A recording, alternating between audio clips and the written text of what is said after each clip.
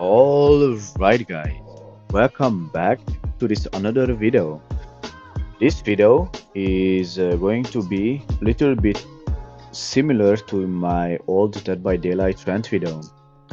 In this video, I will point out the few issues and bugs that I had in Wuthering Waves, and I'm going to keep hoping that the developers are going to issue these problems and they are going to fix all of these. So, to begin with, we are going to start with the bad thing. The game is extremely unoptimized straight off the bat.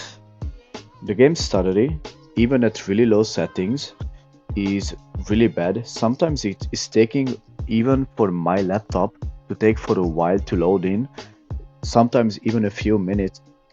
I'm going to leave my laptop specifications down in the descriptions so you can compare my laptop to yours and see how different it is compared to your results in running this game. The primary issue with the optimization is that there are very limited graphics options, unlike in any HoYoverse games, and the list could go on all the way from Genshin Impact up to Honkai Impact, Honkai Star Rails, and so on.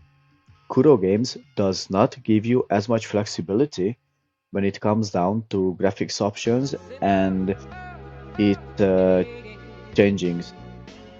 The limited resolutions and window mode fix that native resolution when you are in full screen mode, and the very basic things such as AA and FSR DLSS are in a need of a serious work, and they should be able they are things that should be able to be changed by people. I also saw people that change to extremely low settings. You have, let's say, X graphics, and then they change back to highest settings, and the settings are exactly the same as in low settings. The only difference is that their PC is eating way more resources than it is supposed to. And now I could also point out the fact that this game was made using Unreal Engine 4, which is a quite old engine compared to the fact that Unreal Engine 5 has been out since for 4 years now. On the other hand, Genshin Impact is using Unity engine, which is constantly getting updated, nevertheless the version of the engine you are using. Launching Wuthering Waves sometimes causes you to log out of nowhere and requires you to relog back in. There is also an issue in which some cases, which have been reported to me by my friends, it took them more than an hour just to load in to the game, and I feel like this is something that should be addressed as soon as possible, in case this is not like a once in a lifetime bug. The voices sometimes do not load at all, and in the end you just get devoid in any of the conversation in the cutscenes in this game, and in some cases the dialogues do not load at some parts when you are spamming your right click when you want to death through the content in case you are not interested. And on top of this, the dialogue doesn't proceed as you want. Sometimes it shows you a black screen, you cannot do anything, and you are forced to restart the game. This can cause you, in case there are no skip buttons, to rewatch the same scenes again, which in some cases can be 5 minutes. The servers are extremely bad in this game. The minimum ping that I have gotten in this game is 60 plus, which could range all the way up to 200 plus. Even bad games, and I'm not going to talk about games like Genshin. I'm going to talk about games like Valorant or Dead by Daylight.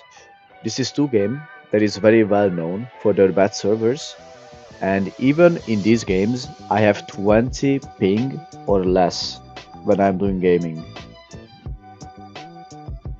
The The combat system is extremely interesting in this game, in my opinion, because it gives you a lot of variety, but I feel like it is dry. It doesn't have the same elements like in Genshin Impact, where you can do a lot of team comps with the same characters and you just need to switch out one character. Instead, in this game, I feel like you need to switch out your entire team if you want to pull off like specific combos. This can give you the opportunity to think of really good combos out by yourselves, and then share it to other people that hey, I'm doing this combo and that combo, which is also interesting in my opinion. But I feel like it is extremely dry compared to Genshin Impact's combo element or reaction system. The voice acting is extremely bad in this game. I feel like there are no emotions. They are nothing compared to humans, and sometimes I feel like the NPCs and the characters are talking like AIs. Not even their tone is changing. Character answers also do not give you any character development.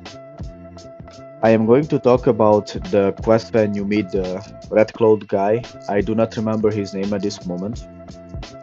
But the answers that you could give to him is literally, oh, give me hints, or let's go 1v1, bro. For like 5 answers straight. These are like zero brain cell answers that forces your character to not develop into anywhere. And now, if we are talking about character development, I would also like to point out the fact that why is everyone so dependent on the rover? No one knows who we are. We just arrived at this world, and it is just even more bullshit than Genshin Impact Travelers. Because at least in Genshin Impact, and yes, I'm comparing at this moment the game to Genshin Impact constantly, because that is its only competitor in this genre. When we arrived to Teiwat in Genshin Impact, we were forced to help the people, and even then, the people around us were suspicious of us that we are trying to harm them. In the meantime, in this game, we wake up, oh, I know who you are. There is one other person, oh, I know who you are. No one is suspicious of us, and all of them are trusting us. I feel like the storytelling is really bad because it's extremely fast paced, and if you're like a casual player like myself, that you play like one quest a day maximum, then you will get so lost in the story that it will just not make you any sense later on. I also feel like that the AI of the anime NPCs are so dumb that they can get stuck even at the smallest trace of grass. The hitboxes are just crazy. I also feel like there is a need in a break animation, and I'm talking about the theater quest when you are helping the small lion dude. I don't know his name yet. I didn't play the game for that long yet. When you have to break the pillar rocks so you can proceed with the, I don't know, I will call it a bomb. There is no break animation, and I feel like that is lacking. There is no debris left behind. It's like we pulverized that thing, and even if we did, there should have been something sort of an animation instead of it like disappearing out of nowhere. The echo grinding versus artifact grinding in Genshin Impact. I feel like this ecosystem is going to be way worse compared to Genshin Impact because it just makes no sense. And I also feel like that they are going to make this a pay to win feature in the future. And now why I believe this is that because they are going to release a new character and they are going to be like, oh hey, here's a new weapon to this character, you are going to like it. But if you want to max out your character, you might also want to invest in our newest echo. And it's going to cost you, let's say, 50 wishes or whatever. And it will still just make you well even more for this game. Now, I would also like to point out the fact that I am actually glad that the developers pointed out a lot of issues, addressed them, and they are constantly fixing them. But to reward the players with a free 5 star can mean a lot of things to me. It's either they are going to power creep the standard banner characters really fast, that's why they are being this generous, or they just fucked up with the game's release big time. And by big time, I mean that they shouldn't have released the game at its current state. Because in the history of gaming, not a single game development company released three 5 star characters right off the bat at the beginning. Not even Honkai Star Rails, which is actually known as one of the most generous games, or Honkai Impact. It just makes no sense to me. Why would they give you three 5 star characters? Now, to not just talk about the bad things in this game, I would also like to point out a few good things. There is a skip button. Yes, it is an extremely helpful thing if you are just tired after work and you want to dash through the content so you can do your daily pulls if you are a gacha addict like me. And I also heard that they are going to expand the skippable content. So this is a really good feature, and I hope and believe that a lot of games should also apply this feature in their games.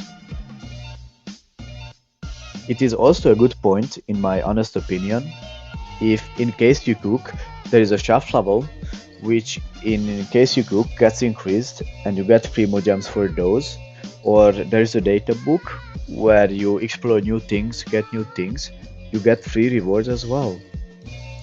It seems like a good way to give out free modems to people, but if my observation is correct, there aren't as much puzzles or free chests like in Genshin Impact, so this may be a counteract to give people as much primo gems as Genshin Impact does when a new region gets released. And now one of the best things that I believe is really good is that this game is a Genshin competitor, and it might force Genshin Impact to change for the better or worse, but as things stand, I doubt it. Because when Genshin Impact got released, I wasn't even hyped about it. I just saw a post about it that, oh hey, this game got released, and I was like, okay, let me give it a try. I gave it a try, and I was so hooked up at the game that I didn't stop playing for 2 days straight. And it is the opposite for the Wuthering Waves. I was really hyped about the game. I saw a lot of ads, a lot of content creators making videos about this game, and I was extremely waiting for it. But when I opened the game, I felt like it's missing something. It doesn't give you the same feeling as Genshin Impact when you first entered the game. It doesn't have the chilling atmosphere. Instead, it gives you like a apocalyptic feeling where you just need to jump to the story straight off the bat and you need to do everything people are asking you for. But yeah, if you were sticking for around in this video for this long, I would like to thank you for your support, and I would really appreciate it if you could subscribe to my channel, leave a like, and leave a comment in case you disagree or something, or agree with something that I said in this video. But yeah, see you guys in the next one. Peace out and take care, everyone.